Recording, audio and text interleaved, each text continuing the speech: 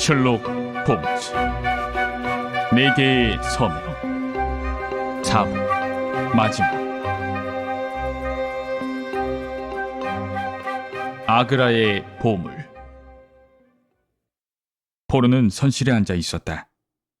그의 앞엔 그가 별별 행동을 다 하면서 그토록 오랫동안 기다려 손에 넣은 철제 상자가 놓여 있었다. 구릿빛으로 그을은 피부에 두려움을 모르는 눈동자, 갈색 얼굴에 가득한 주름살은 야외에서 힘들게 일하며 살아온 세월을 드러내고 있었다. 구렛나룻을 기른 유난히 각진 턱은 그가 일단 목표를 세우면 쉽게 물러서지 않는 사람이라는 사실을 보여주었다. 나이는 50대로 보였다. 검정색 고수머리엔 희끗희끗하게 서리가 내려 있었다. 평상시의 얼굴은 전혀 불쾌한 인상이 아니었지만 아까 보았던 것처럼 일단 화가 나면 굵은 눈썹과 고집센 턱 때문에 무서운 표정으로 바뀌었다. 그는 이제 수갑찬 손을 무릎에 올려놓고 고개를 떨군 채 온갖 악행의 근원이었던 상자를 날카롭게 바라보았다. 내가 보기엔 그의 굳은 표정엔 분노보단 오히려 슬픔이 깃들어 있는 듯했다. 그가 잠시 고개를 들었을 때 나와 눈이 마주쳤는데 그의 눈엔 웃음기라고 할 만한 것이 어려 있었다. 홈즈는 시가에 불을 붙이며 말했다. 조너선 스몰, 일이 이런 식으로 끝나게 되어 유감입니다. 아, 나도 그렇게 생각하오. 스몰은 꾸밈없는 어조로 말했다. 내가 그 사건 때문에 교수형을 당할지도 모른다는 게 믿어지지 않소이다. 성경을 걸고 맹세컨대 난 절대로 숄토 씨의 몸에 손을 대지 않았소. 그것은 저 작은 지옥의 사냥개 통가의 짓이오. 통가 녀석이 그 저주받을 침을 쏘았소. 난 그 일은 책임이 없소이다. 난 숄토 씨가 내 피부치라도 되는 것처럼 매도했소. 난 밧줄로 그 작은 악마를 후려쳤지요. 하지만 물은 이미 엎질러졌고 그것을 주워 담을 수는 없었소이다. 담배 한 대 태우시죠. 홈즈는 말했다. 그리고 몸이 많이 젖었으니 이 위스키라도 한 모금 마시는 게 좋겠습니다. 그런데 당신이 밧줄을 타고 올라가는 동안 그 흑인처럼 작고 약한 사람이 어떻게 숄토 씨를 제압할 수 있을 거라고 생각했죠? 선생은 꼭 거기에 있었던 사람처럼 말하는 거리야. 사실 난 그 방이 비어 있을 거라고 생각했어. 난 그 집에 하루 일과를 알아놓았는데 그땐 숄토 씨가 아래층으로 내려가서 식사하는 시간이었어. 난 아무것도 숨길 생각이 없소이다. 내가 할 수 있는 최선의 방어는 사실을 있는 그대로 털어놓는 거요. 그때 죽은 것이 늙은 소령이었다면 난 가벼운 마음으로 교수대에 오를 수 있을 거이다. 난 이 담배를 피우는 것처럼 간단하게 그자를 찔러 죽였을 거예요. 하지만 나하고 말다툼 한 번 한 적 없는 숄토의 아들 때문에 체포되어야 한다니. 참 기구하다 아니할 수 없소. 당신은 런던 경찰국 애셜리 존스 형사의 보호를 받게 될 겁니다. 존스 씨는 당신을 우리 집으로 데려올 텐데 사건의 전말에 대해 솔직하게 말해주길 바랍니다. 당신은 사실을 솔직히 털어놓아야 합니다. 그렇게 해준다면 난 당신에게 도움이 될 수 있을지도 모릅니다. 난 숄토 씨의 몸에서 독이 너무 빨리 퍼졌기 때문에 당신이 방에 들어가기도 전에 그가 사망했을 거라고 증언해 줄 수도 있습니다. 정말 그랬소이다. 방에 들어갔을 때 난 숄토 씨가 고개를 옆으로 떨군 채 나를 향해 웃는 모습을 보고 간이 떨어지는 줄 알았소. 통과 그 녀석이 도망치지만 않았어도 난 녀석을 반쯤 죽여놨을 거요. 통과한 녀석은 나한테 혼쭐이 나는 바람에 곤봉을 놓고 가고 침주머니까지 떨어뜨렸소. 녀석이 나중에 그런 얘기를 해주더군. 한데 당신이 내 뒤를 쫓을 수 있었던 건 바로 그것 때문 아니오. 아무튼 그건 내가 알 수 있는 일이 아니외다. 하지만 당신한테 원한 같은 건 없소. 하나 생각할수록 기이한 일이오. 조너선 스몰은 괴롭게 웃으며 덧붙였다. 현금 50만 파운드에 대한 정당한 권리를 가진 내가 인생의 절반을 안다만 제도에서 방파제를 싸우며 보내더니 이제 나머지 인생은 다트 무어에서 도랑을 파며 보내게 생겼으니 말이오. 상인 나흐메트와 처음으로 시선이 마주쳐서 아그라의 보물과 인연을 맺게 된 그날이 내게는 불길한 날이었던 거요. 아그라 보물은 그것을 소유한 사람에게 저주를 내렸어. 상인 나흐메트는 그것 때문에 살해됐고 졸토 소령은 두려움과 죄책감에 시달렸으며 난 평생 노예로 살게 됐어. 이때 에설리 존스가 비좁은 손실 안으로 퉁퉁한 얼굴과 어깨를 들이밀었다. 분위기 한번 오붓하구만. 존스는 말했다. 홈즈, 그 위스키 한 모금만 주시오. 자, 이제 마음 놓고 자축해도 될 것 같소. 한 녀석을 산채로 잡지 못한 게 마음에 걸리긴 하지만 그건 어쩔 수 없었지. 그리고 홈즈, 당신은 정말 훌륭하게 일을 처리해 주었소. 우리가 할 수 있는 일이라곤 앞서가는 배를 따라잡는 것밖에 없었소이다. 모두가 잘해서 유종의 미를 거둔 거죠. 홈즈가 말했다. 그런데 난 오로라 호가 그렇게 빠른 배인 줄은 몰랐습니다. 스미스는 자기 배가 템스강 일대에서 제일 빠른 증기선에 속한다고 하더구만. 만약 기관실에서 도와주는 사람이 하나만 더 있었어도 자기 배를 따라잡지 못했을 거라나. 그런데 스미스는 노드 사건에 대해서는 아무것도 몰랐다고 발뺌하고 있소이다. 그건 사실이요. 포루가 외쳤다. 그 사람은 아무것도 모르고 내가 스미스의 증기선을 택한 것은 그의 배가 정말 빠르다는 소문을 들었기 때문이요. 우린 그 사람한테 아무 말도 안 했어. 하지만 돈을 듬뿍 집어주었지.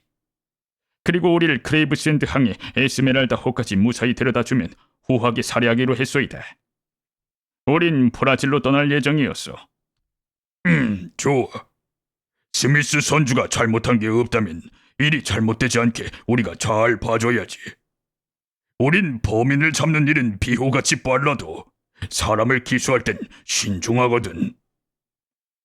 난 공명심이 강한 존스가 범인이 체포되자 벌써부터 으쓱거리고 있다는 걸 알고 웃을 수밖에 없었다. 셜록 홈즈 또한 존스의 말을 듣고 미소를 금치 못했다. 존스가 말했다.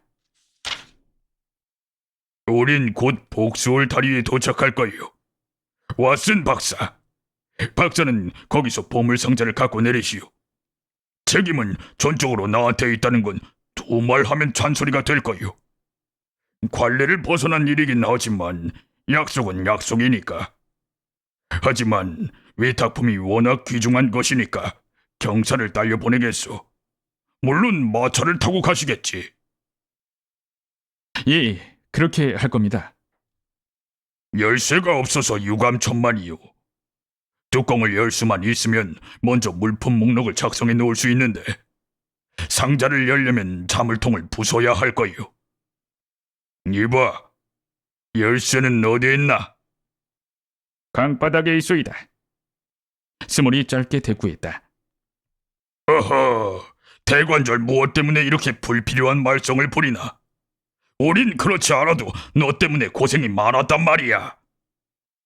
어쨌든 박사, 구태여 조심하라는 말은 안 하겠어. 보물 상자를 들고 베이커가로 오시오. 우린 거기 먼저 들렀다가 경찰서로 갈 테니까 말이오. 복소리서 난 무거운 철제 상자를 들고 배에서 내렸다. 사람 좋은 경사가 나와 동행했다. 세실 포리스터 부인 댁까진 마차로 15분 거리였다. 하인은 이렇게 늦은 시간에 손님이 오자 놀란 듯했다. 세실 포리스터 부인은 집에 없었는데 늦게 돌아올 거라고 했다. 하지만 모스턴 양은 응접실에 있었다. 그래서 난 상자를 들고 응접실로 갔고 친절한 경사는 마차에 남아서 기다렸다. 모스턴 양은 창문을 열어놓고 그 앞에 앉아 있었다. 그녀는 목과 어깨에 진홍빛 단을 댄 하늘거리는 흰 드레스를 입고 있었다. 가시운 등잔이 불을 밝히고 있었는데 등나무 의자에 앉아있는 그녀의 몸과 아름답고 침착한 얼굴이 은은히 빛나 보였다. 풍성한 머리채는 불빛을 받아 금속성으로 반짝거렸다.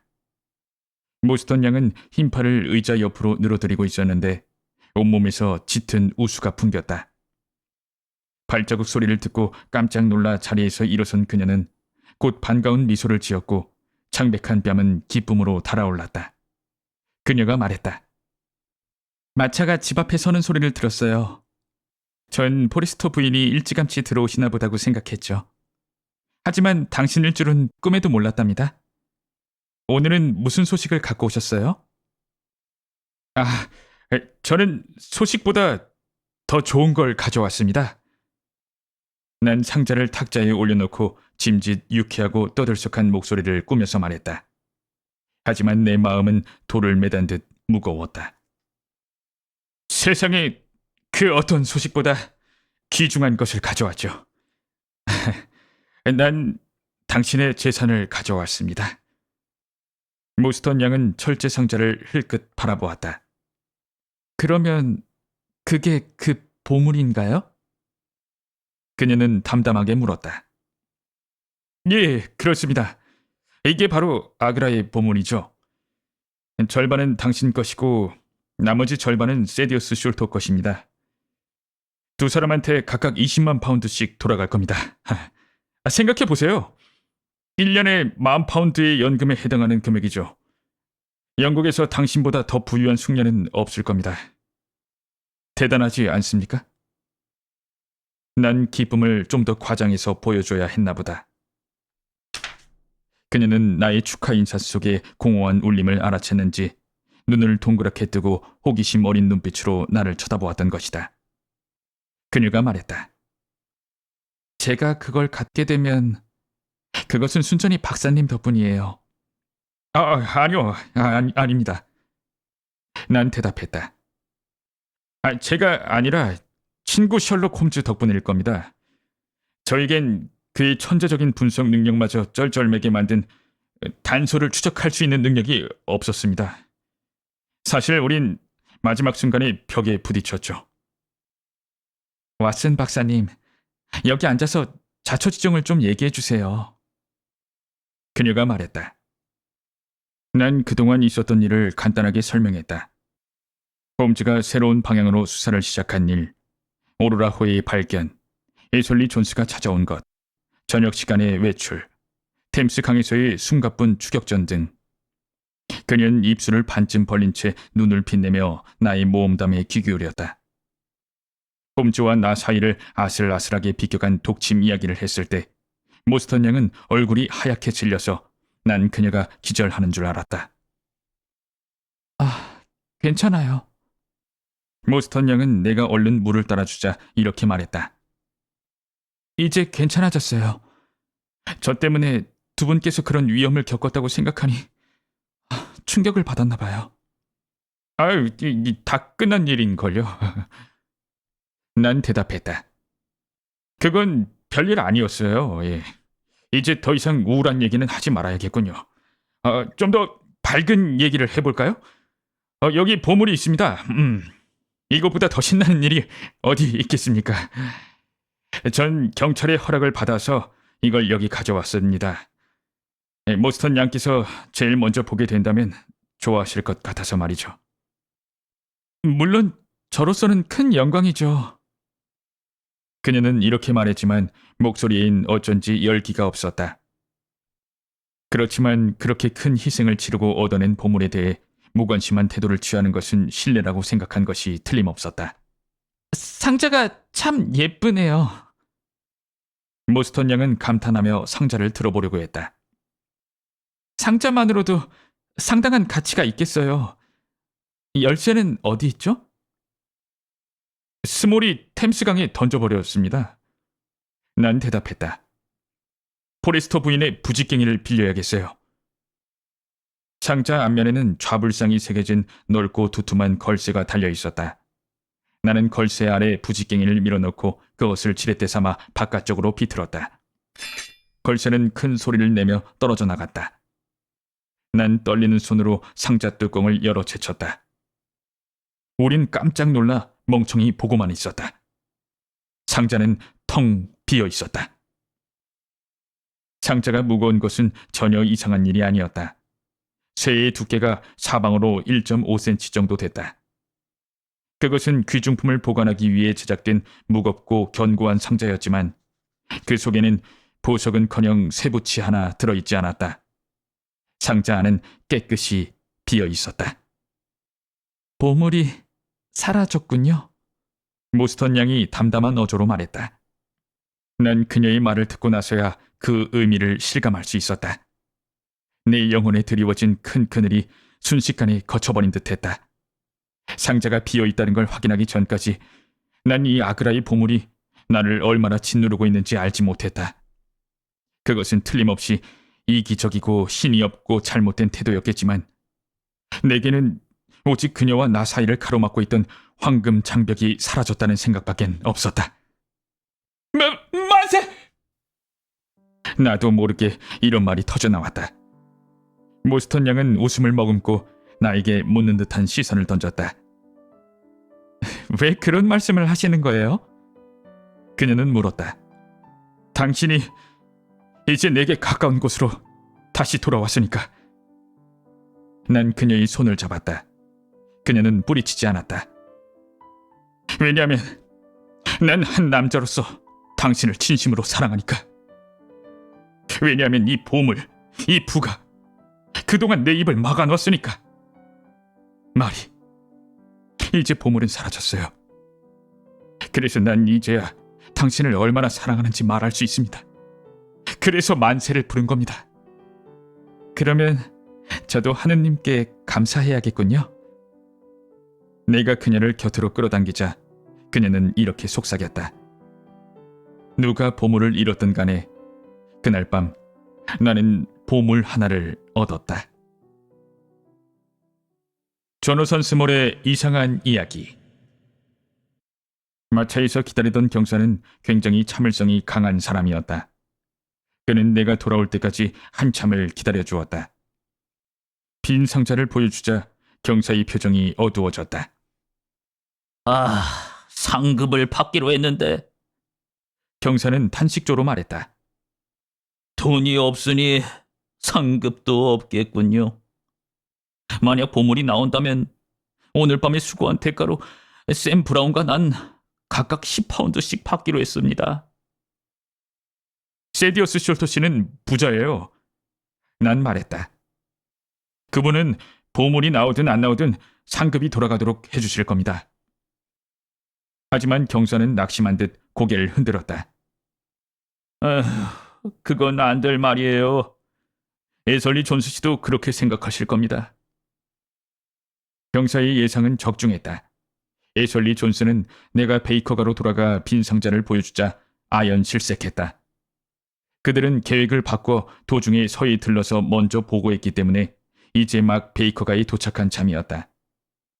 내 친구는 평소와 다름없이 무표정한 얼굴로 안락 의자에 파묻혀 있었고 스몰은 나무 다리를 성한 다리 위에 올려놓고 홈즈의 맞은편에 멍하니 앉아 있었다. 내가 빈 상자를 보여주자 스몰은 상체를 뒤로 젖히며 큰 소리로 웃음을 터뜨렸다. 스몰, 네 소행이구만. 에설리 존스는 씩씩거리며 말했다. 그렇다. 보물은 너희들이 결코 찾을 수 없는 곳에 내가 보관해 두었다.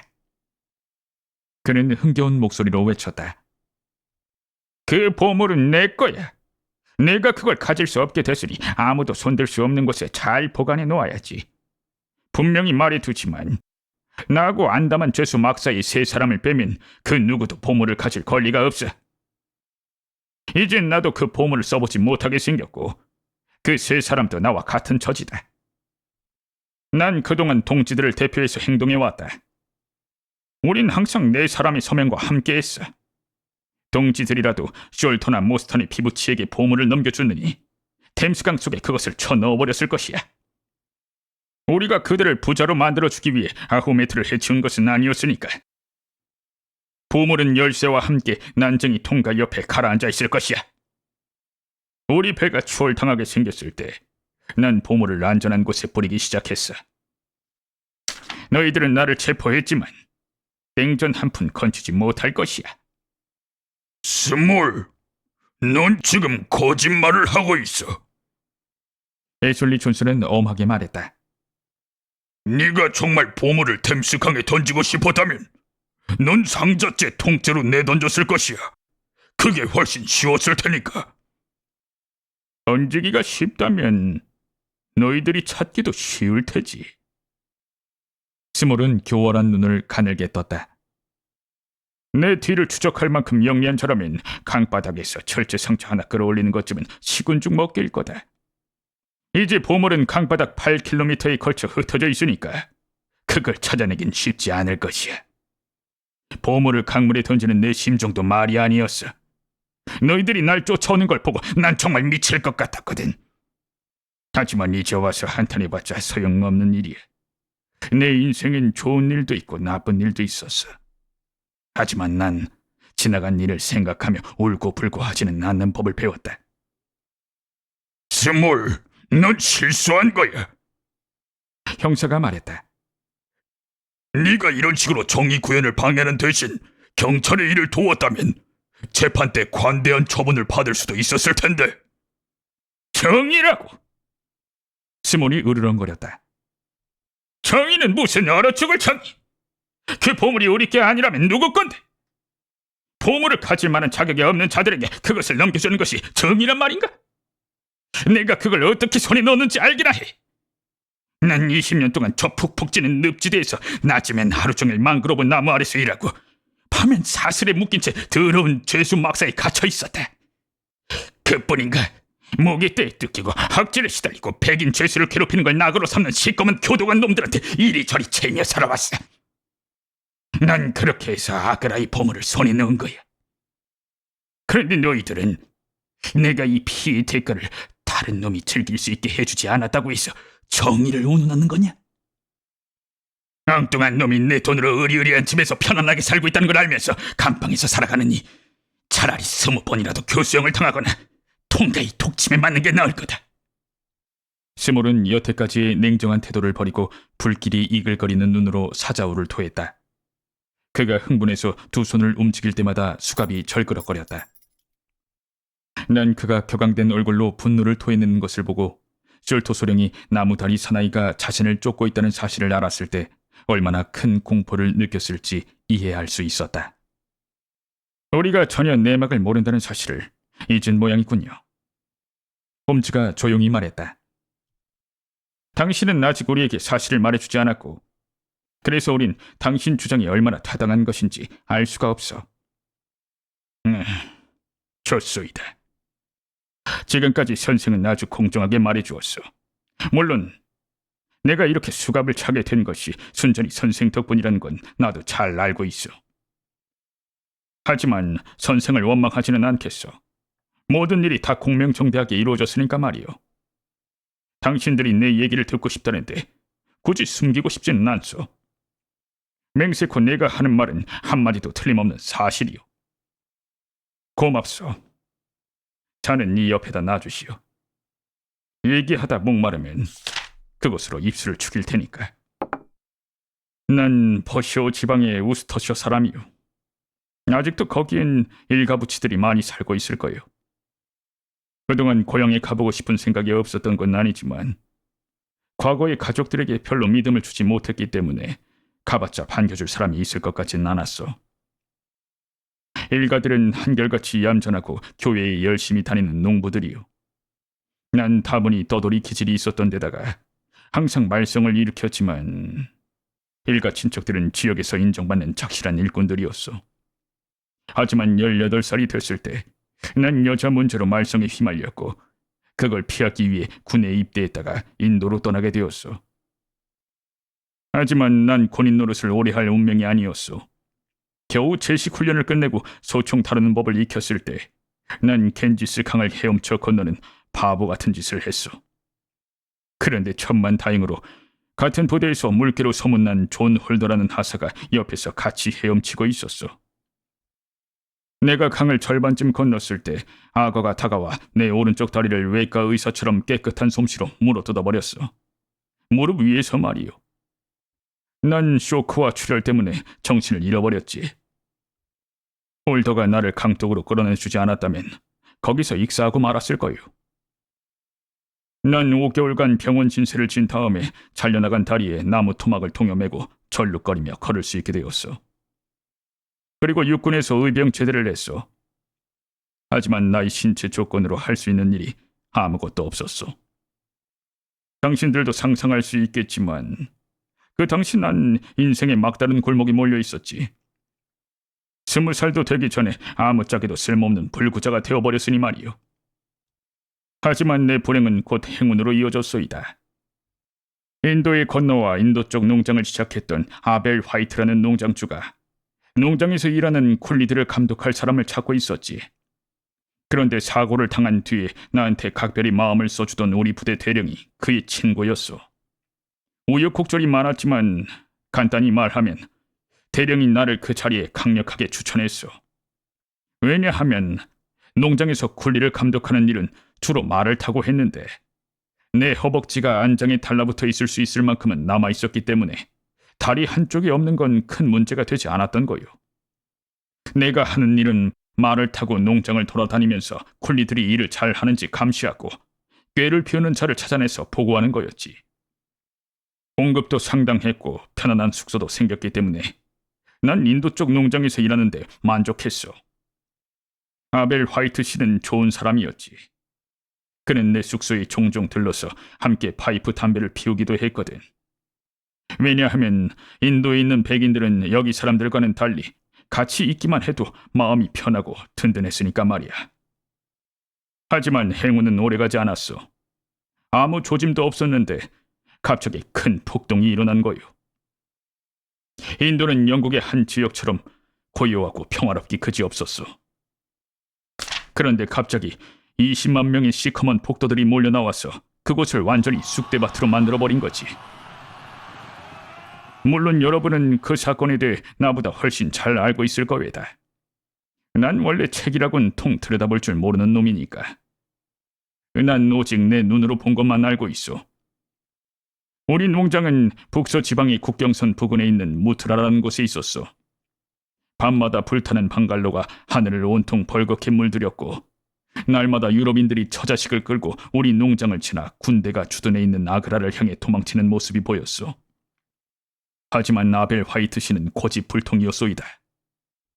그 사람의 머릿속엔 폭동 소식이 과장되었을 뿐 아니라 폭동이 불길은 갑자기 일어난 것처럼 갑자기 사그라들 것이라는 생각으로 가득 차 있었어. 아벨 화이트 씨는 발등에 불이 떨어진 줄도 모르고 태평스럽게 베란다에 앉아서 위스키를 홀짝거리며 담배를 피웠지. 물론 나는 도슨과 함께 그분 곁을 지켰지. 도슨한테는 농장의 사무와 관리 일을 맡고 있는 아내도 있었어. 그런데 어느 화창한 날에 올 것이 오고야 말았다오. 난 멀리 떨어져 있는 농장에 갔다가 저녁 무렵에 말을 타고 천천히 집에 돌아가고 있었어. 그런데 가파른 수로 바닥에서 어떤 물체가 웅크리고 있는 게 보였어. 난 자세히 보려고 말에서 내렸다가 그게 바로 도슨의 아내라는 걸 알고 몸에 소름이 쫙 끼쳤어. 그 여자는 온몸이 갈기갈기 찢어진 채 자칼과 들개에게 몸이 반쯤 먹힌 상태였어. 길을 조금 더 올라가 보니 도슨이 엎드린 채 죽어 있었어. 그는 손에 빈총을 쥐고 있었는데 그 앞엔 세포이 넷이 쓰러져 있었어. 난 어느 길로 돌아갈까 고민하며 말고삐를 당겼어. 그런데 바로 그 순간 아벨 화이트 씨의 방갈로에서 연기가 뭉클뭉클 피어오르며 지붕에서 화염이 치솟는 게 보였소이다. 난 가봤자 화이트 씨를 구하지도 못하고 부질없이 내 목숨만 희생시키려는 걸 깨달았어. 거기서 보니 아직 붉은 코트를 걸치고 있는 시커먼 악귀들 수백 명이 불타는 집 앞에서 춤추며 환호하는 모습이 보였어. 그중 몇 놈이 나를 발견하고 총을 쏘자 총알이 머리 위로 피웅피웅 날아갔어. 그래서 난 말머리를 돌려 달아나기 시작했소이다. 난 문혼을 지나서 그날 밤 늦게 아그라 성 안에 무사히 도착했어. 하지만 거기도 그렇게 안전한 곳은 못 되었지. 지역 전체가 완전히 벌집을 쑤셔놓은 듯 했소이다. 그곳에서 영국인들은 몇 명 이상 모이기만 하면 총을 들고 방어에 나섰어. 다른 지역에선 무력한 도망자 신세에 불과했지. 그것은 수백만 대 수백 명의 싸움이었으니까. 그리고 그 수백만의 사람들 중에서 가장 잔인한 자들은 우리가 직접 선발해서 가르치고 훈련시킨 현지인 보병, 기병, 포병들이었소. 그들은 우리의 무기를 들었고 우리 나팔을 불었소. 아그라인 벵갈 제3연대 보병과 소수의 시크교도, 기병대 2개 중대, 포병대 1개 중대가 있었어. 점원들과 상인들이 군대에 자원 입대했고 나도 나무 다리를 이끌고 입대했소. 우린 7월 초에 샤군지로 나가 폭도를 맞아 싸웠는데 한동안은 우세한 듯 하더니 화력이 떨어지면서 아그라시로 퇴각해야만 했소. 사방에서 최악의 소식만이 들려왔어. 그도 그럴 것이, 여러분도 지도를 보면 알겠지만 우리가 있는 곳이 바로 반란의 중심부였던 거요. 러크나우는 동쪽으로 160km 이상 떨어져 있었고 칸푸르는 남쪽으로 또 그만큼 떨어져 있었소. 사방팔방 무자비한 사륙이 자행되고 있었소이다. 아그라는 광신자와 온갖 종류의 악마 숭배자들이 득실거리는 큰 도시요. 우리 부대는 미로 같은 비좁은 거리에서 길을 잃었어. 그래서 우린 대장의 지시에 따라 강 건너에 있는 아그라의 오래된 성으로 들어갔소. 혹시 이 중에서 그 오래된 성에 관해 알고 있는 신사가 있는지 모르겠어. 그것은 아주 기묘한 곳이요. 나도 별별 곳을 다 다녀보았지만 그보다 이상한 곳은 보지 못했소. 무엇보다 그 성은 크기가 대단하오. 면적이 몇 에이커가 되는지 모르겠소. 성엔 수십 개의 방으로 이루어진 현대적인 건물도 있었는데 그곳에 우리 수비대, 여자, 아이들, 짐 보따리 등등이 자리 잡았소. 하지만 현대적인 건물의 크기를 오래된 부분과 비교하면 세 발의 피에 지나지 않았는데 오래된 건물엔 사람의 발길이 끊어져 전갈과 진해가 득실거렸소. 오래된 성은 텅 빈 큰 홀과 꼬불거리는 통행로, 그리고 사방으로 뻗은 긴 복도로 이루어져 있었는데 발을 잘못 들여놓았다간 길을 잃기 십상이었지. 그래서 이따금씩 사람들이 무리를 지어 횃불을 들고 그 안을 탐색하러 들어가긴 했지만 혼자 들어가는 사람은 없었어. 정 앞으론 강물이 흘러서 해자 역할을 했지만 양옆과 뒤쪽엔 수많은 문이 나 있어서 경비를 세워야 했어. 물론 우린 군대가 주둔하고 있는 현대적인 건물은 물론 성의 오래된 부분까지 지켜야 했어. 그런데 인원이 모자랐소이다. 건물의 모퉁이마다 세워놓을 보초도 모자라고 총도 모자랐소. 그러니 그 수많은 성문에 일일이 강력한 수비대를 배치하는 것은 불가능했던 거요. 그래서 우린 성 한가운데 중앙위병소를 차려놓고 성문마다 백인 한 사람을 책임자로 하고 현지인 둘이나 셋을 그 밑에 배치하기로 했소. 난 성의 남서쪽에 있는 작은 외딴문의 야간 경비 책임자로 뽑혔소. 2명의 시크 교도가 내 밑에 배치되었고 난 무슨 일이 생기면 소총을 발사하라는 지시를 받았소. 그러면 중앙위병소에서 당장 달려오겠다고 했지. 하지만 중앙위병소는 거기서 200보 이상 떨어져 있었고 그 사이엔 미로처럼 얽힌 복도가 가로막고 있었기 때문에 내가 진짜 공격받는다고 했을 때 사람들이 제때 나를 구해줄 수 있을 거라고 생각하진 않았어. 하지만 난 2명이 부하를 지휘할 수 있게 된 것이 아주 자랑스러웠소이다. 난 자원 입대한 신병인데다가 걸음걸이조차 자유롭지 않은 불구자였으니 말이요. 이틀 밤 동안 난 펀자버 출신의 부하들과 함께 보초를 썼어. 그들은 둘 다 키가 크고 오락부락하게 생긴 노련한 전사들이었는데 이름은 마호메트 싱, 압둘라 칸이라고 했고 칠리안 왈라일소는 영국군에 대항하여 싸운 적도 있는 치들이었어. 둘 다 영어가 유창했지만 내 앞에선 영어로 말하는 법이 없었어. 둘은 서로 꼭 붙어 다녔고 밤새도록 그 괴상한 시커로 시끄럽게 떠들어댔어.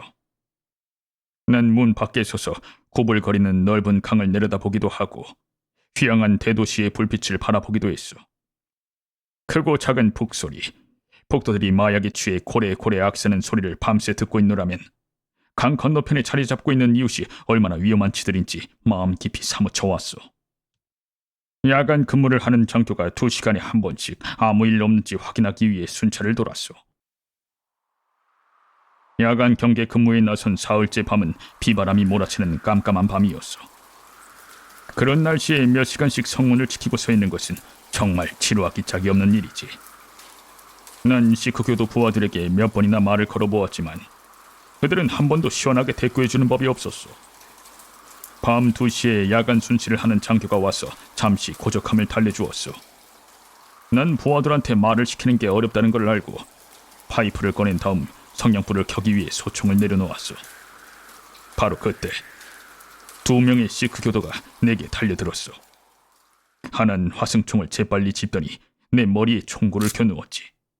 다른 하나는 큰 칼을 내 목덜미에 들이대고 한 발짝이라도 움직이면 찌르겠다고 험악한 말투로 협박했어.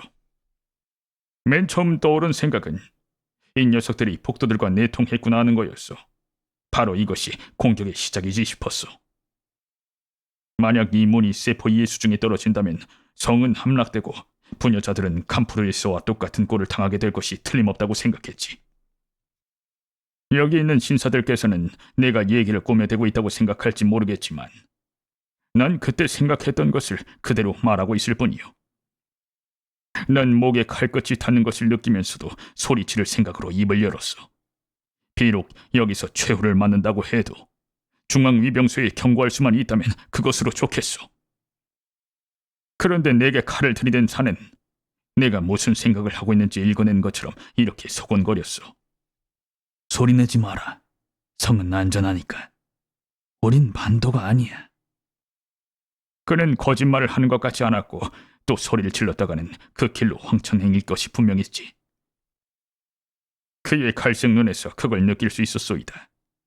그래서 난 대관절 이자들이 나한테 원하는 게 뭔지 알아나 보자는 생각으로 묵묵히 기다렸어. 사입, 내 말 잘 들어라. 짝패 중에서 키가 더 크고 더 사납게 생긴 압둘라 칸이라는 자가 말했어. 우리와 함께 행동하든지 영원히 입을 다물든지 둘 중에 하나를 선택해라. 일이 급해서 꾸물거릴 시간이 없어. 넌 기독교인의 십자가에 걸고 진정으로 맹세하겠느냐? 아니면 오늘 밤에 시체가 되어 저 도랑에 처박히겠느냐? 우린 저 반란군 내에 있는 형제들한테 넘어가 버리면 그만이야. 다른 길은 없다. 죽느냐 사느냐 어느 쪽이야. 3분을 주겠다. 시간은 자꾸 가고 우린 순찰이 오기 전에 모든 일을 끝내야 해. 나더러 뭘 결정하란 말이냐? 난 물었어. 너희들은 나한테 원하는 게 뭔지도 말하지 않았어. 하지만 내 분명히 말해두지만 만약 성의 안전과 관계되는 거라면 난 절대로 거래하지 않을 것이야. 그러니 어서 그 칼로 날 찌르는 게 나을 거다. 그건 성의 안전과는 아무 상관없다. 압둘라 칸은 말했어. 우린 너희들이 인도에서 찾는 것을 주려는 거야. 우린 너를 부자로 만들어주겠어. 네가 오늘 밤 우리 편에 가담한다면 우린 네 칼에 걸고 너에게도 정당한 몫을 주겠노라고 맹세하겠다. 시크 교도는 맹세를 어기지 않는다. 보물의 4분의 1은 네 것이야. 그 이상 공평하게 분배할 수는 없을 거다. 보물이라니. 난 물었어. 나도 물론 누구 못지않게 부자가 되고 싶다. 하지만 보물이 어디 있다는 건지 말해라. 그럼 먼저 맹세해라. 압둘라 칸은 말했어. 네 아버지의 뼈에 걸고 네 어머니의 명예에 걸고 너희 기독교도들의 십자가에 걸고 지금이든 앞으로든 절대로 우리를 배신하는 말과 행동을 하지 않겠다고 말이다. 맹세한다. 난 대답했어. 성의 안전을 위협하지 않는다는 조건으로. 우리도 보물을 공평하게 내 몫으로 나눠서 그중 한 몫을 너에게 주겠다고 맹세하겠다. 하지만 여긴 3사람밖에 없지 않나? 난 그렇게 말했지.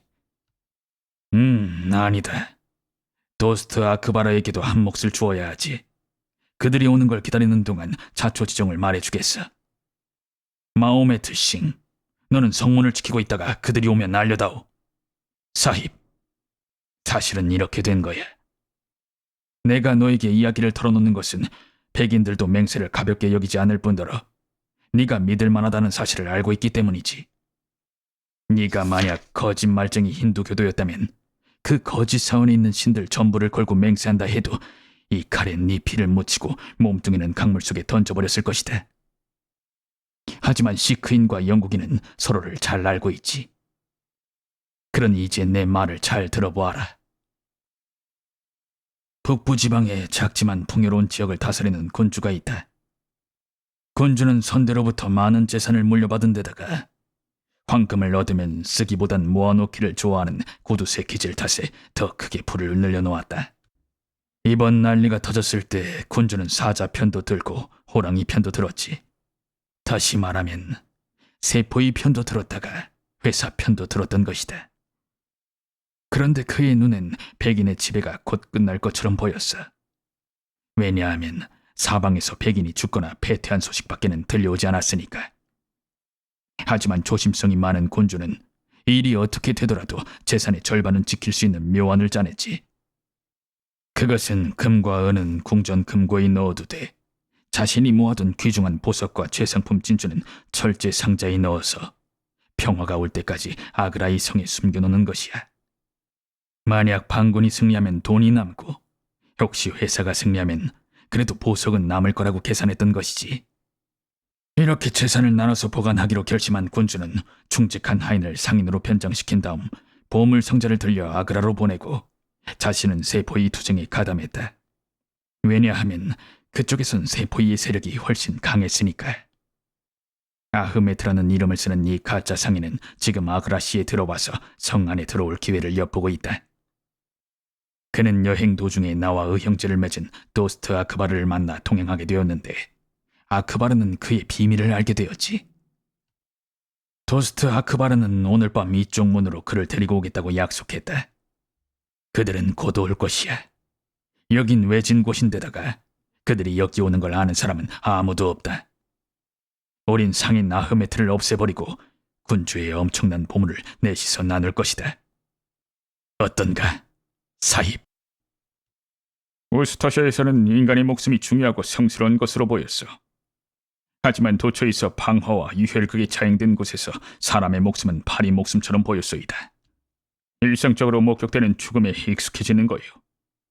상인 나흐메트가 죽는지 사는지는 내게 아무 의미 없는 문제였어. 하지만 보물에 관한 얘기를 듣자 기가 솔깃해졌소이다. 난 보물을 갖고 영국에 돌아가서 뭘 할까 생각했어. 그리고 사람 구실 제대로 못한다고 손가락질 받던 인간이 주머니마다 황금을 가득 채워 돌아간다면 고향 사람들이 어떤 눈으로 쳐다볼지도 생각해봤소이다. 그래서 난 벌써 마음을 굳혔는데 압둘라 칸은 내가 망설이는 줄 알고 좀 더 채근했소. 사입, 잘 생각해봐라. 그는 말했어. 만약 상인 나흐메트가 수비대에 잡힌다면 그는 교수형을 당하거나 총살당하고 보석은 정부에게 고스란히 압수당할 것이다. 그런데 우린 상인을 체포한 다음에 정부를 대신해서 그 나머지 일을 해주는 것이야. 보물은 동인도 회사의 금고로 들어가는 대신 우리한테 돌아올 것이야. 그것만 있으면 우리 넷은 부자가 되고도 남는다. 여긴 우리밖에 없기 때문에 아무도 이 일을 모를 것이야. 어떻게 하는 게 좋겠는가, 사입? 우리 편에 설 것인지 아니면 우리를 적으로 돌릴 것인지 빨리 결정해라. 난 당신들과 행동을 같이 하겠다. 난 이렇게 말했어. 잘 생각했다. 압둘라 칸은 나에게 총을 돌려주며 대답했어. 우리가 당신을 믿는다는 걸 이제 알겠지? 우린 당신도 우리처럼 맹세를 굳게 지킬 거라고 생각한다. 이제 나의 의형제와 상인이 오기를 기다리는 일만 남았어. 그런데 당신 의형제는 당신이 어떻게 할 것인지 알고 있나? 난 물었어. 계획은 그 형제의 머릿속에서 나온 것이야. 이제 문 앞으로 가서 마호메트 신과 함께 보초를 서도록 하자. 오기가 막 시작될 무렵이라 비가 줄기차게 쏟아지고 있었어. 실컷은 구름장이 하늘을 뒤덮고 있었기 때문에 시야는 극히 불량했소이다. 우리가 지키는 문 앞에는 깊은 해저가 있었는데 군데군데 물이 마른 곳이 있어서 해저를 건너기는 쉬웠어. 성문 앞에서 거칠기 짝이 없는 펀자부 출신의 두 짝패와 함께 아무것도 모르고 호랑이 굴로 기어 들어오는 사람을 기다리다 보니 기분이 묘하더군. 갑자기 해자 저쪽에서 불빛이 반짝거리는 게 눈에 들어왔어. 불빛은 흙무더기 사이로 사라졌다가 다시 나타나며 서서히 이쪽으로 다가왔어. 저기 온다! 나는 소리쳤어. 사입, 보통 때처럼 당신이 수화하시오. 압둘라가 소곤거렸어. 상인을 안심시킨 다음에 우리와 같이 안으로 들여보내라. 나머지는 우리가 알아서 처리할 테니까 당신은 여기서 계속 보초를 서라. 그리고 상대가 맞는지 확인할 수 있게 등불을 비출 준비를 하고. 불빛이 깜빡거리며 섰다 움직이다 하더니 드디어 해자의 건너편 두 귀로 시커먼 사람 그림자 둘이 나타났어. 그들은 경사진 제방을 굴러내려와 진흙탕을 첨벙거리며 건너더니 이쪽 제방을 기어오르기 시작했어. 난 그들이 둑을 절반쯤 올라왔을 때 수화를 냈어. 거기 누구냐? 난 작은 목소리로 물었소이다. 친구들이요. 대답 소리가 들려왔어. 난 등불 덮개를 벗기고 그쪽으로 불을 비췄어. 앞장서 올라오는 사람은 칠흑 같은 수염이 거의 허리띠까지 내려온 기골이 장대한 시크 교도였어. 내 평생 그렇게 키가 큰 사람은 처음 보았소이다. 또 한 사람은 짜리 몽땅한 이물로 큼직한 노란 터번을 두르고 보자기로 싼 물건을 들고 있었어. 터번을 두른 사내는 몹시 무서운 듯 두 손을 학질 걸린 사람처럼 부들부들 떨면서 구멍에서 나오는 생쥐처럼 작고 반짝거리는 눈으로 연신 주위를 두리번거렸어. 그를 죽인다고 생각하니 끔찍했지만 보물을 생각하자 내 마음은 부싯돌처럼 단단해졌어. 그는 내가 백인이라는 걸 알아보자 환성을 지르며 달려왔어. 사입, 저를 좀 보호해 주십시오. 그는 숨찬 목소리로 말했어. 불쌍한 상인 나흐메트를 보호해 주십시오. 저는 라주푸타나에서 왔는데 아그라이 성에서 피난처를 구하고자 합니다. 저는 회사편을 들었다고 약탈당하고 얻어맞고 모욕을 당했습니다. 저와 이 보잘것없는 물건이 다시 안전한 곳으로 왔으니 오늘 밤은 복받은 밤이 옳습니다. 그 꾸러미는 무엇이냐? 나는 물었어. 예, 쇠상자이옵니다. 상인은 말했어. 이 속엔 집안이 대대로 전해지는 물건 한두 가지가 들어있어온데 별 가치는 없지만 그래도 저한텐 귀중한 물건이옵니다. 하지만 저는 거리는 아니옵니다. 저에게 피난처를 내주신다면 젊은 사입과 그 상사 되시는 분께도 사례를 하겠사옵니다. 난 그 남자와 더 이상 얘기했다가는 안 될 것 같은 생각이 들었어. 겁에 질린 통통한 얼굴을 볼수록 마음이 약해져서 그자를 무자비하게 해치우는 게 어려울 것 같았어. 빨리 얘기를 끝내는 게 최선이었소이다. 이 사람을 위병대장 앞으로 데려가라. 난 말했어. 두 시크 교도와 거인이 상인을 에워싸고 어두침침한 복도를 들어갔어. 상인은 완전히 죽음에 둘러싸인 꼴이 된 거요.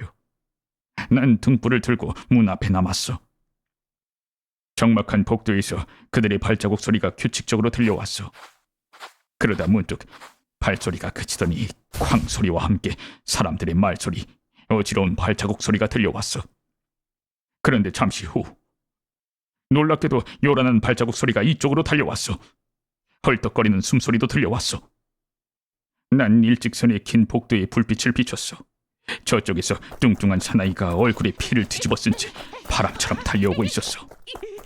그 뒤를 검은 수염을 기른 기골이 장대한 시크 교도가 번쩍이는 칼을 든 채 호랑이처럼 쫓아오고 있었어. 난 그 상인처럼 발이 빠른 사람은 본 적이 없소이다. 두 사람 사이의 거리는 점차 벌어지고 있었는데 난 상인이 내 옆을 지나 바깥으로 나가면 다시 그를 붙잡는 것이 어렵다는 것을 알 수 있었어. 상인이 측은하게 느껴지지 않는 건 아니었지만 다시 한번 보물에 대한 생각이 고개를 들었고 난 마음을 독하게 먹었어. 난 상인이 내 곁을 지날 때 그의 다리 사이에 총을 찔러 넣었고 그는 총 맞은 토끼처럼 모로 2번 굴렀소이다. 그리고 그가 일어서기도 전에 시크 교도가 비호같이 덤벼들어 옆구리를 칼로 2번 찔렀어. 상인은 신음소리 한 번 내지 못하고 넘어진 그곳에 꼼짝 않고 누워있었어.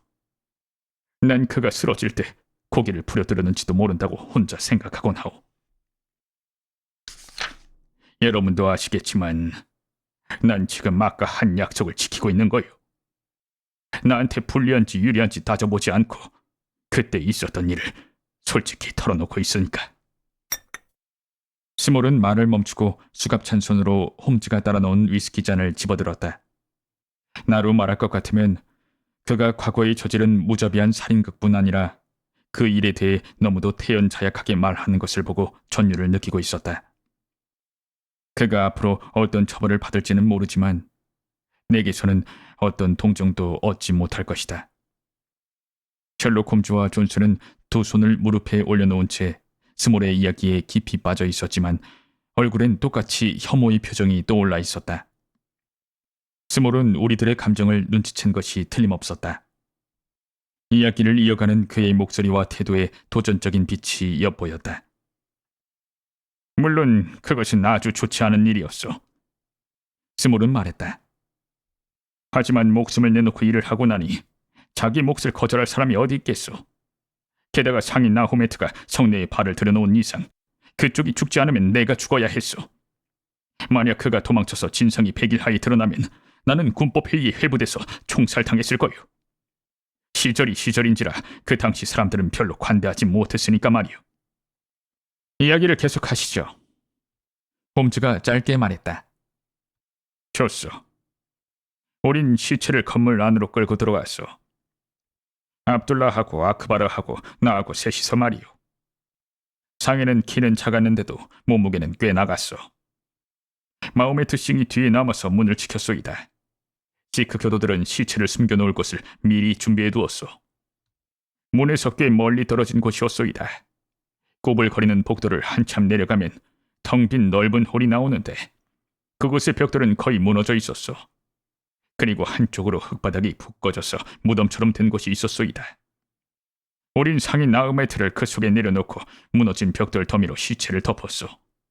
그리고 보물상자를 찾으러 갔소.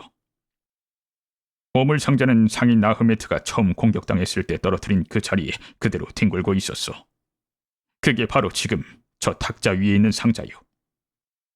열쇠는 상자 위에 조각된 손잡이에 비단끈으로 묶여 있었소. 우린 상자를 열고 불을 비춰보았소. 생전 듣도 보도 못한 보물이 빛을 발했소이다. 눈이 부셔서 바라보기조차 힘들 지경이었지. 우린 실컷 구경한 다음에 보물을 몽땅 꺼내서 목록을 작성했소.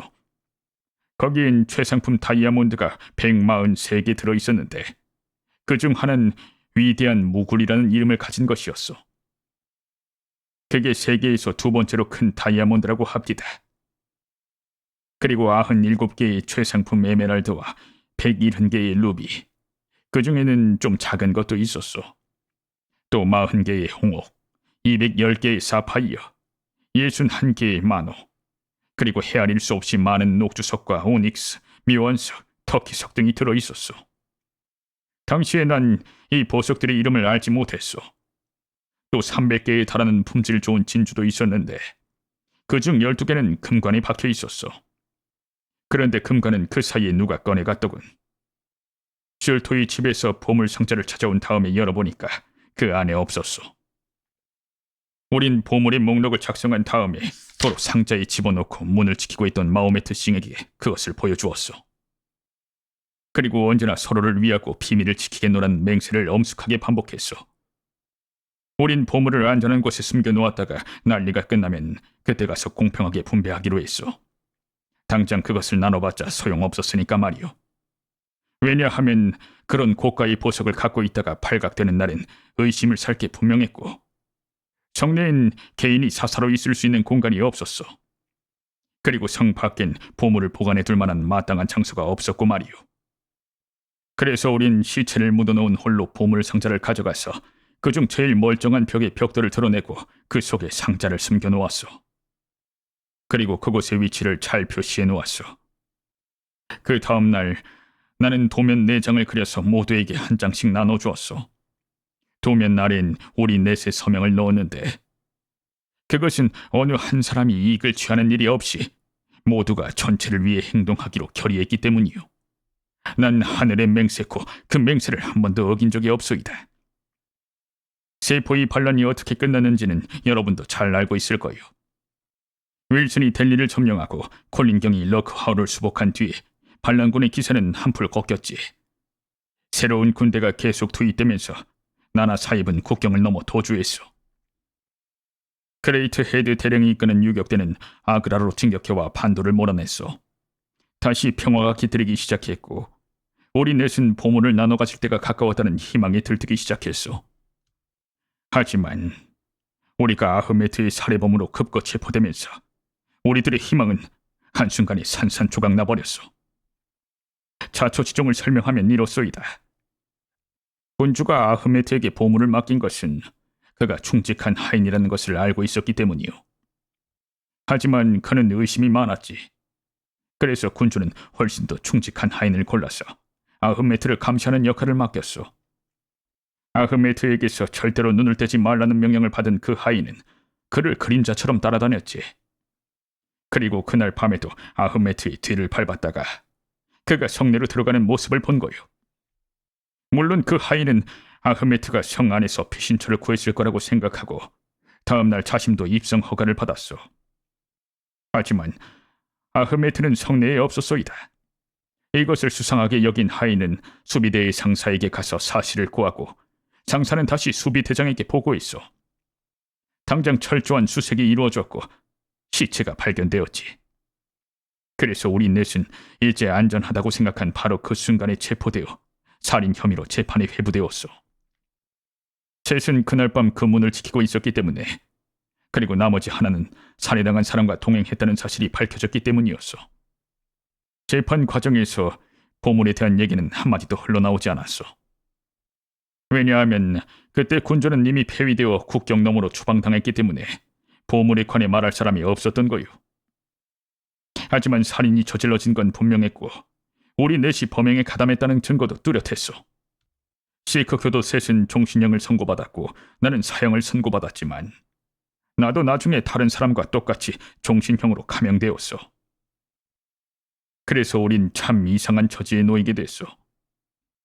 우리 네 사람은 다리에 족쇄를 차고 다시는 바깥 구경을 하기 힘든 신세가 됐지만 밖에 나갈 수만 있다면 모두가 태걸 같은 집을 짓고 떵떵거리며 살 수 있는 부자였으니 말이오. 엄청난 보물이 밖에서 다소곳이 기다리고 있는데 쌀밥에 맹물만 마시면서 하급 관리들의 발길질과 구타를 견디고 있자니 가슴이 바짝바짝 타들어가는 것 같았소. 난 거의 미칠 지경이었어. 하지만 나도 고집 하나는 알아주는 인간이요. 난 그저 참고 견디며 묵묵히 때가 오기를 기다렸어. 마침내 기다리던 기회가 왔어. 난 나그라에서 마드라스로, 거기서 다시 안다만 제도의 블레어 섬으로 이송되었어. 안다만에선 백인 죄수가 가뭄에 콩나듯이 했고 난 처음부터 얌전하게 행동했기 때문에 금방 특권적인 지위에 올랐어. 난 헤리오산의 기슭에 있는 작은 마을 호프타운의 막사를 하나 배정받고 혼자 지낼 수 있게 되었어. 그곳은 이루 말할 수 없이 덥고 끔찍한 곳이요. 그리고 작은 정착촌 너머에는 기회만 있으면 독침을 쏘아대는 식인종들이 들끓고 있었어. 죄수들은 거기서 땅을 파고 도랑치고 말을 재배했는데 그것 말고도 할 일이 산더미 같았기 때문에 하루 종일 일을 해야 했어. 우린 저녁때가 돼서야 자기 시간을 가질 수가 있었어. 난 안다만 섬에서 여러 가지 일을 배웠는데 그곳 외과 의사한테서 약을 조지하는 법과 그 밖에 다양한 의료 지식을 수박 겉핥기식으로라도 배웠어. 그러면서도 난 호시탐탐 탈출할 기회를 노렸지. 하지만 안다만 제도는 육지에서 수백 킬로미터 떨어져 있었고 그나마 바다에는 바람도 거의 불지 않았어. 그래서 도망치는 것은 거의 불가능한 일이었지. 소머튼이라는 그 외과 의사는 놀기 좋아하는 활발한 청년이었어. 그래서 젊은 장교들은 저녁마다 그의 방에 모여서 카드를 치곤 했소이다. 내가 약을 조제하던 수술실은 의사방 옆에 붙어 있었는데 그 사이에 작은 창문 하나가 나 있었어. 난 심심하면 수술실 불을 끄고 창문 앞에 붙어 서서 그들이 잡담을 하며 카드를 치는 모습을 구경했어. 나도 카드 치는 걸 좋아하지만 구경하는 것도 직접 치는 것 못지않게 재미있는 일이니 말이오. 거기에 모이는 사람들은 인도인 부대를 지휘하는 숄토 소령, 모스턴 대위, 브롬리 브라운 중위와 의사, 그리고 절대로 돈을 잃는 법이 없는 교도관 2~3명이었어. 그들은 항상 그렇게 단출하게 모여서 카드를 치며 놀곤 했어. 그런데 그 사람들이 카드 치는 걸 구경하다 보니 군인들은 항상 읽기만 하고 민간인들은 따기만 하는 게 보이더란 말씀이요. 뭐 속임수가 있었다는 게 아니라 그저 그렇다는 거요. 교도관들은 안다만에 온 뒤부터는 카드 치는 것 말고는 할 일이 없었던 사람들인지라 서로의 실력을 빤히 꿰고 있었소. 그런데 군인들은 심심풀이로 카드를 쳤기 때문에 그냥 되는 대로였지. 밤마다 군인들은 돈을 잃었는데 그럴수록 그들은 카드에 빠져들었어. 돈을 제일 많이 잃은 건 숄토 소령이었어. 그는 처음엔 지폐와 금을 내놓더니 곧 약속 어음을 쓰기 시작했어. 그것도 거액을 말이요. 그는 가끔씩 돈을 따서 용기를 얻기도 했지만 그 다음엔 항상 더 많은 액수를 잃곤 했어. 숄토는 온종일 우물한 얼굴로 돌아다니곤 하더니 결국 술을 입에 대기 시작했어. 어느 날 밤 숄토가 평소보다 더 많은 돈을 잃었을 때였어. 막사에 앉아있는데 숄토가 모스턴 대위와 함께 내 방 앞을 지나 숙소로 돌아가고 있었어. 두 사람은 중마고우였고 어딜 가나 항상 붙어 다녔지. 소령이 큰 소리로 신세 한탄을 했어. 모스턴, 이제 다 끝났어. 내 방 앞을 지나가면서 숄토가 말했어. 이제 사표를 써야겠네. 난 완전히 빈털터리가 됐거든. 그런 말 하지 말게. 모스턴이 숄토의 어깨를 토닥거리며 말했어. 나도 엄청나게 털렸다네. 하지만 내가 들은 건 여기까지였어. 하지만 그것으로 충분했소이다. 이틀 뒤 숄토 소령이 혼자 바닷가를 거니는 것을 보고 난 그에게 접근했어. 소령님, 드릴 말씀이 있습니다. 난 말했소이다. 무슨 일이냐? 숄토는 입에 물고 있던 권련을 빼내며 물었어. 예, 소령님의 조언을 듣고 싶습니다. 난 말했어. 숨겨놓은 보물이 있는데 그것을 누구에게 넘기는 게 좋을까요? 전 50만 파운드에 달하는 보물이 숨겨진 것을 알고 있지만 저 자신은 그것을 쓸 수 없는 신세입니다. 전 그것을 정부 당국에 넘기고 형을 감면받는 게 낫지 않을까 생각하고 있습니다. 50만이라고? 숄토는 입을 딱 벌리고 내가 농담하는 게 아닌지 의심스러운 듯 뚫어지게 나를 쳐다봤어. 그렇습니다, 소령님. 갖가지 보석과 진주입니다. 그것은 주인이 나타나기만을 기다리고 있습니다. 그런데 보물의 주인은 법을 어긴 죄인이라 재산을 소유할 수 없으니 그걸 찾아내는 사람이 임자지요. 정부에 넘긴다. 소령은 더듬거렸어. 정부에? 하지만 난 소령이 말을 더듬는 꼴을 보고 그가 내가 쳐놓은 그물에 걸려들었다는 걸 깨달았어. 총독님한테 정보를 넘기는 게 나을까요? 난 조용히 물었어. 잠깐, 그렇게 서두르지 말거라. 그랬다가는 나중에 후회할 수도 있으니까. 스몰, 일단 자초지종을 얘기해다오. 사실을 있는 그대로 말해봐. 난 숄토에게 사실을 전부 털어놓았어. 보물을 숨긴 장소를 알지 못하도록 몇 가지 사소한 사실만 바꿔서 말이오. 내가 얘기를 끝냈을 때 그는 생각에 가득한 얼굴로 멍하니 서 있었어. 입술이 떨리는 것으로 보아 마음속으로 갈등을 겪고 있는 것이 분명했소이다. 이건 예산 일이 아니야. 숄토는 마침내 말했어. 다른 사람한테 절대로 이 일을 발설하지 말거라. 조만간 너를 다시 찾겠다. 이틀 뒤 숄토와 모스턴 대위가 한밤중에 등불을 들고 내 막사로 찾아왔어. 스몰, 모스턴 대위님께 나한테 한 얘기를 그대로 말씀드려라. 숄토가 이렇게 말했어. 난 전에 한 얘기를 그대로 되풀이했지. 이 정도면 사실 같지 않은가? 숄토가 말했어. 내 생각엔 믿어도 될 것 같은데. 모스턴 대위가 고개를 끄덕했어. 스몰, 내 말 좀 들어봐라. 소령이 말했어. 여기 있는 내 친구하고 난 그 문제에 대해서 여러 번 상의했다. 그리고 우린 너희 비밀이 정부와는 전혀 상관없는 문제라는 결론을 내렸어. 결국 보물은 네 개인 재산이고 너한텐 그것을 마음대로 처분할 수 있는 권리가 있으니까 말이다. 이제 문제는 네가 요구하는 대가가 무엇이냐는 것이다. 우린 그 보물이 있는 곳에 가보고 싶다. 계약을 맺으려면 최소한 눈으로 직접 확인해야 하니까 말이야.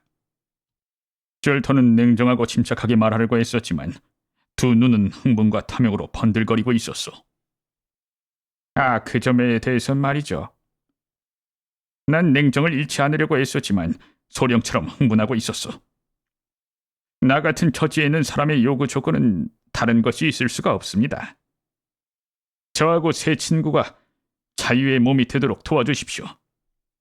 그러면 두 분에게 보물의 5분의 1을 드리겠습니다. 허! 졸토가 말했어. 5분의 1이라고. 그건 너무 적지 않나? 그래도 두 분 앞으로 각각 5만 파운드씩은 돌아갈 겁니다. 나는 말했어. 하지만 너희들을 어떻게 풀어준단 말이냐? 그게 불가능한 일이라는 건 너도 잘 알고 있겠지. 아이, 그렇지 않습니다. 난 말했어. 제가 모든 걸 다 자세하게 생각해 놓았습니다. 탈출하는데 유일한 걸림돌은 여러 날 항해하는 데 필요한 배와 식량을 구할 수 없다는 것이죠. 캘커타나 마드라스에 가면 적당한 범섬들이 많이 있을 겁니다. 배를 한 척 갖고 오십시오. 우린 밤중에 눈에 띄지 않게 승선하겠습니다.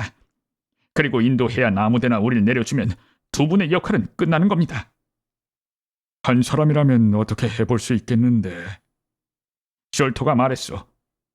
넷이 아니면 절대로 안 됩니다. 난 대답했어. 우린 그렇게 맹세했다고요.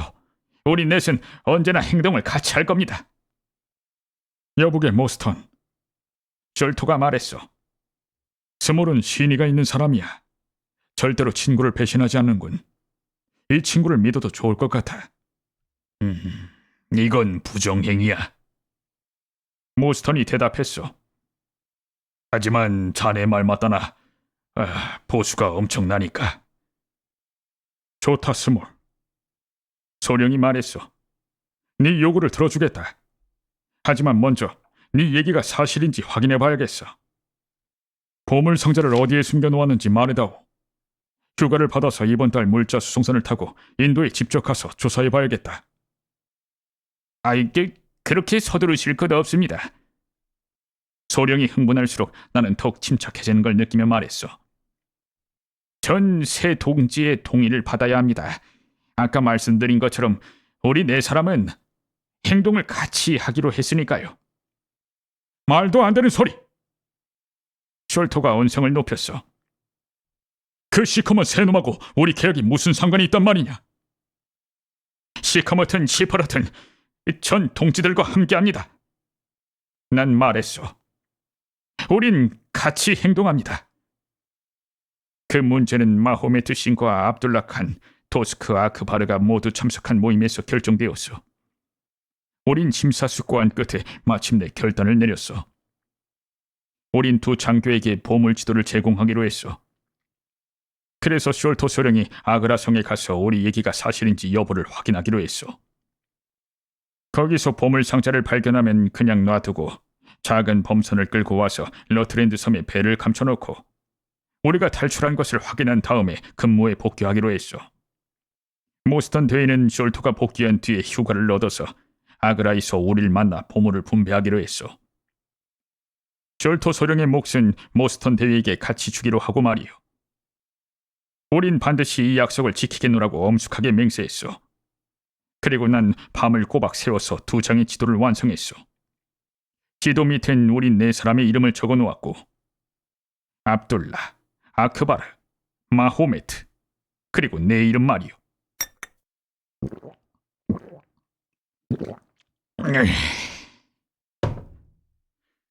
신사 여러분, 나의 긴 얘기를 듣느라고 지루했을 거요. 여기 계신 존스 씨는 나를 한시라도 빨리 감옥에 집어넣고 싶어하는 줄 다 알고 있어. 되도록 짧게 말하겠소이다. 악당 숄토는 인도로 가더니 감감무소식이었어. 모스턴 대위는 그 후에 우편선의 승객 명단에 그의 이름이 올라있는 것을 내게 보여주었지. 숄토는 세상을 떠난 숙부에게서 큰 재산을 물려받자 군에서 제대했다고 했어.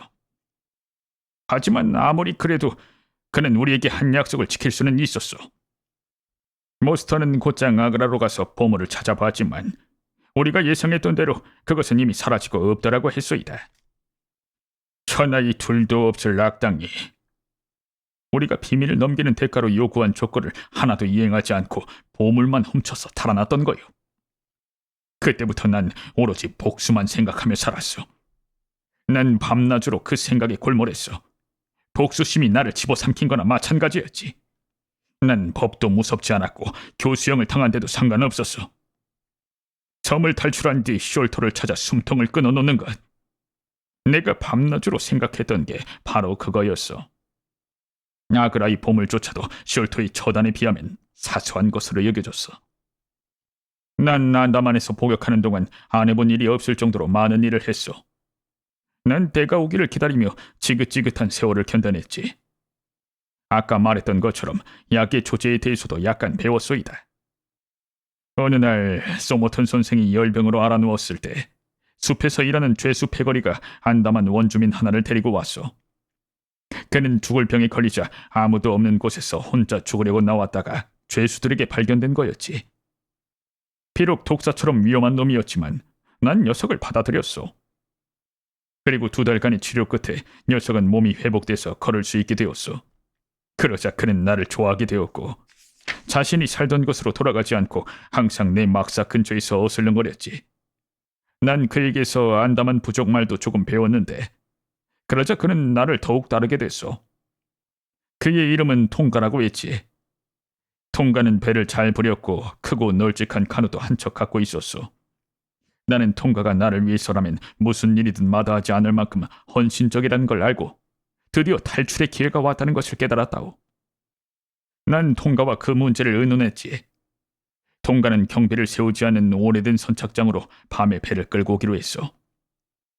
난 통가에게 물통 여러 개, 마, 코코넛, 고구마 등의 식량을 많이 준비하라고 지시했지. 작은 통가는 성실하고 진실한 사람이었어. 세상에서 그보다 더 충실한 벗은 없을 거요. 어느 날 밤, 통가는 카누를 타고 그 선착장으로 왔소이다. 그런데 하필이면 거기에 교도관 하나가 와 있었어. 그는 바탄이라는 비열하게 짝이 없는 인간이었는데 틈날 때마다 나를 괴롭히고 모욕했던 자요. 난 항상 그에게 이를 갈고 있었는데 마침내 기회가 온 거에다. 내가 섬을 떠나기 전에 빚을 갚을 수 있도록 운명의 여신이 그자를 내 앞에 밀어준 거나 마찬가지였어. 그자는 카빈총을 둘러매고 이쪽으로 등을 돌린 채 바닷가에 서 있었어. 난 그자의 머리통을 부숴버릴 작정으로 돌멩이를 찾아보았지만 그런 건 눈에 띄지 않았어. 그런데 기발한 생각이 떠올랐어. 난 어둠 속에 쪼그리고 앉아 나무 다리를 풀기 시작했지. 그리고 한쪽 다리로 3걸음을 뛰어가 그자의 머리통을 향해 나무 다리를 힘껏 휘둘렀어. 이 나무 다리의 금간 부분은 그때 생긴 자국이요. 난 균형을 잡지 못했기 때문에 그자와 함께 고꾸라졌어. 하지만 난 일어났지만 그자는 일어나지 못했어. 난 통가가 몰고 온 배에 탔고 우린 1시간도 안 돼서 안다만 해변을 벗어났어. 통가는 온갖 물건을 다 챙겨왔지. 그중엔 기다란 대나무 창을 비롯한 무기와 신들도 있었어. 안다만 야자나무로 만든 깔개는 나중에 도추로도 활용했지. 열흘 동안 우린 운명을 하늘에 맡기고 정처 없이 표류하다가 10하루째 되는 날 말레이 순례자들을 태우고 싱가포르에서 지대로 가던 상선에 구조되었어. 배에 타고 있는 사람들은 한결같이 이상했지만 통가와 나는 금방 적응할 수 있었소이다. 그들에겐 한 가지 좋은 점이 있었지. 우리 둘만 있게 놔두고 아무것도 묻지 않는다는 거였어. 그 작은 친구와 내가 겪은 모험에 대해 전부 얘기한다면 여러분은 별로 고마워하지 않을 거요. 왜냐하면 내일 아침 해가 뜰 때까지 여러분을 여기 잡아둬야 할 테니까 말이야. 우린 세계를 여기저기 떠돌아다녔어. 런던으로 가려고 했지만 항상 무슨 일인가가 생겨서 런던행은 번번이 좌절되었어. 하지만 난 한 번도 목적을 잊어본 적이 없소이다. 밤에 꿈을 꾸면 숄터가 나타나곤 했어. 난 자면서 그자를 100번쯤은 죽였을 거요. 결국 우린 3, 4년쯤 전에 영국에 도착했어. 숄터가 사는 곳을 찾아내는 것은 별로 어려운 일이 아니었지. 난 그가 보물을 팔아치웠는지 아니면 아직 그대로 갖고 있는지 수소문했어. 난 내 일을 도와줄 만한 사람을 친구로 사귀었는데 그 이름은 말하지 않겠어. 남을 곤란하게 만들고 싶지는 않으니까 말이야.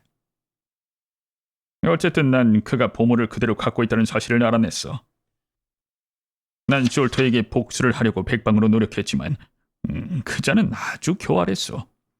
프로 권투 선수 둘과 두 아들, 그리고 키르무트가가 한시도 그의 곁을 떠나지 않았지. 하지만 어느 날, 난 숄토가 죽음을 앞두고 있다는 소식을 들었어. 난 당장 그 집 정원으로 달려갔어. 그자가 이렇게 내 소나기에서 빠져나간다고 생각하니 미칠 것 같았소이다. 창문으로 들여다보니 그자는 침대에 누워 있었고 양옆에 두 아들이 서 있었어. 난 당장 뛰어들어가서 그 셋을 상대해 주려고 했지만 내가 보는 앞에서 숄토는 눈을 감았어. 죽은 거요. 그날 밤 난 그의 방으로 들어갔소. 보물을 숨겨놓은 장소를 어딘가 적어놓았을지도 모른다고 생각하고 난 그의 서류를 다 뒤져보았어. 하지만 그런 건 찾지 못했어. 난 화나고 쓰라린 심정을 부둥켜 안고 그 방에서 나와야 했어. 방을 나오기 전에 난 시크교도 친구들을 다시 만나게 될 때 뭔가 우리의 적개심의 표시를 남겨놓았다고 말하면 그들이 속이라도 시원해질 거라고 생각했어. 그래서 도면에 씌워진 것처럼 네 사람의 서명이라고 써서 숄토의 가슴에 꽂아 놓았어. 그에게 도둑 맞고 사기당한 사람들이 어떤 증표도 없이 그자를 깨끗하게 무덤으로 보내주긴 싫었던 거요. 가엾은 통가는 박람회 같은 곳에 흑인 직인종으로 출연했고 우린 그것으로 먹고 살았어. 통가는 날고기를 먹고 전쟁의 춤을 추어 보이곤 했소이다. 하루 일을 끝내면 동전이 모자에 가득했지. 난 여전히 폰디체리 저택을 예의주시하고 있었어. 몇 년 동안은 형제들이 보물을 찾아 헤매고 있다는 얘기밖에 없었지. 그런데 마침내 기다리고 기다리던 소식이 전해왔어. 보물이 발견된 거요. 보물은 바솔로무 숄토의 화학실험실 천장 위에 있었어. 난 당장 가서 그곳을 살펴보았지만 내 나무 다리로는 도저히 그곳까지 올라갈 수가 없다는 사실을 알았어. 하지만 난 지붕에 들창이 있다는 것과 숄토 씨의 저녁 식사 시간도 알아냈어. 통가의 도움을 받으면 일을 쉽게 처리할 수 있을 것 같았어. 난 통가의 허리에 긴 밧줄을 둘러준 다음 그곳으로 데려갔어. 통가는 고양이처럼 지붕으로 올라가서 들창을 통해 집으로 들어갔어. 하지만 일이 잘 안 되려고 그랬는지 바솔로무 숄토는 아직 그 방에 남아있다가 희생당하고 말았어. 밧줄을 타고 그 방에 들어가 보니 통가는 제가 무슨 칭찬받을 일이나 한 줄 알았던지 공작새처럼 뻗기며 방 안을 돌아다니고 있었어. 그 피에 굶주린 꼬마 도깨비한테 욕을 퍼부으며 동아줄을 휘두르자 통가는 기겁을 했소이다. 난 보물상자를 먼저 내려놓고 그 다음에 밧줄을 타고 내려갔어. 아 참, 방을 나오기 전에 보물이 마침내 원래 주인에게 돌아갔다는 사실을 알리기 위해 탁자에 네 사람의 서명이라고 씌어진 쪽지를 남겨놓았어. 통가는 그 다음에 밧줄을 끌어올리고 창문을 닫고 그리고 원래 들어온 곳을 통해 다시 나왔어. 그 밖에 더 말할 게 있는지 모르겠소이다. 난 어느 뱃사람한테 스미스의 증기선 오로라호가 아주 빠르다는 얘기를 들었어. 그래서 그 배를 선택한 거요. 난 스미스를 만나서 계약하고 우리를 한국까지 안전하게 데려다주면 큰 돈을 주겠노라고 약속했지. 스미스도 아마 이상한 낌새를 챘을 테지만 자세한 내용은 몰랐소이다. 지금까지 말한 것은 다 사실이요. 그리고 내가 여기서 사실을 털어놓은 것은 여러분을 즐겁게 해주기 위해서가 아니요. 여러분이 나한테 한 일을 생각해보면 그렇게 해줄 이유가 전혀 없으니까. 단지 나는 아무것도 감추지 않고 숄토 수령이 나한테 얼마나 나쁜 짓을 했는지에 대해, 그리고 그의 아들의 죽음이 나와 얼마나 무관한지에 대해 세상에 널리 알리는 것이 최상의 방어라고 생각했던 거예요. 아주 인상적인 설명이군요. 셜록 홈즈는 말했다. 대단히 흥미로운 사건에 걸맞은 결말이기도 하고요. 얘기의 마지막 부분에서 당신네가 밧줄을 직접 가지고 갔다는 설명을 빼면 내게 새로운 내용은 전혀 없었습니다. 내가 몰랐던 것은 밧줄에 관한 것뿐이었어요. 그런데 난 통가가 잃어버린 독침이 그가 가진 전부이기를 바랐습니다. 하지만 그는 배에서 영케도 우리한테 한 방 날렸더군요.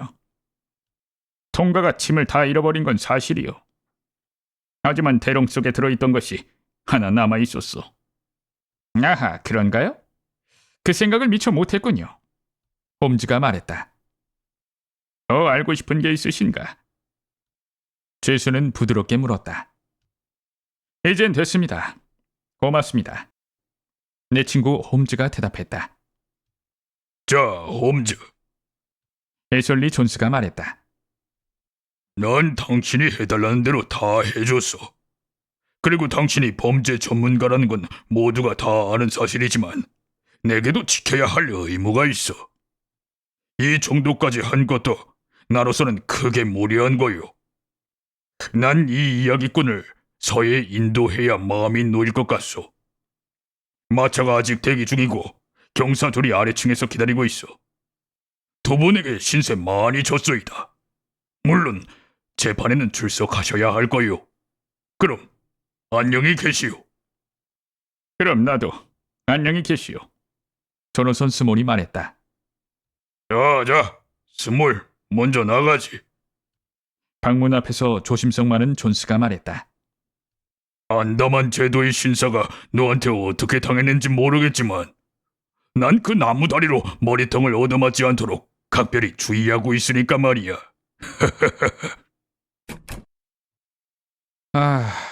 드라마는 이렇게 막을 내렸군. 홈즈와 마주 앉아 말없이 담배를 피우다가 나는 말했다. 그런데 내가 자네의 수사 기법을 연구할 수 있는 기회는 이번이 마지막일 것 같군. 모스턴 양이 내 청혼을 받아주었어. 홈즈는 우울한 얼굴로 신음했다. 아하, 난 자네 결혼을 축하해 줄 수 없을 것 같으이. 난 약간 상처받았다. 내 선택을 불만족스럽게 여기는 이유가 뭔가? 난 물었다. 아니, 그런 건 없네. 모스턴 양은 내가 만나본 숙녀들 중에서 제일 매력적인 여성에 속한다네. 그리고 우리가 하는 일에 크게 도움이 될 만한 여성이기도 하고. 모스턴 양은 천재적인 감각을 가지고 있어.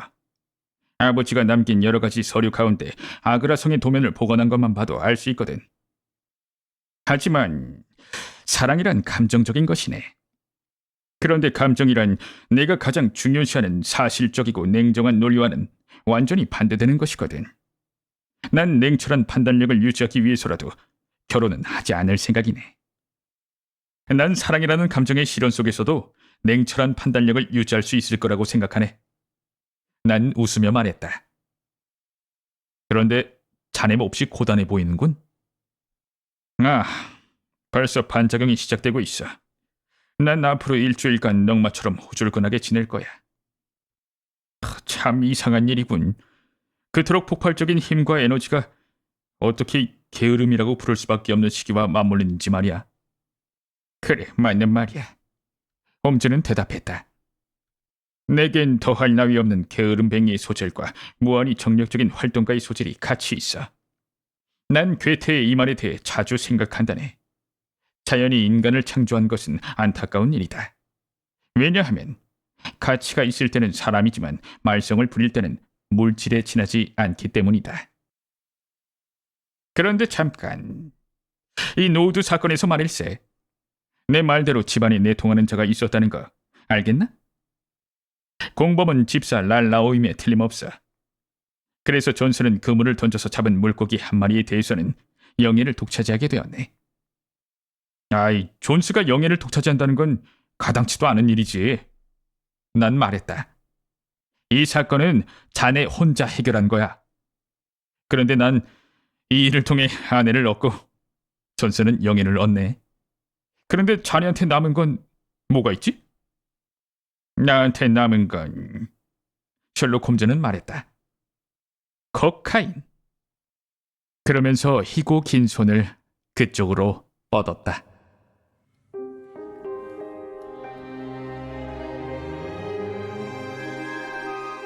오늘 밤 책 한 잔. 셜록 홈즈. 4개의 서명. 완. 감사합니다.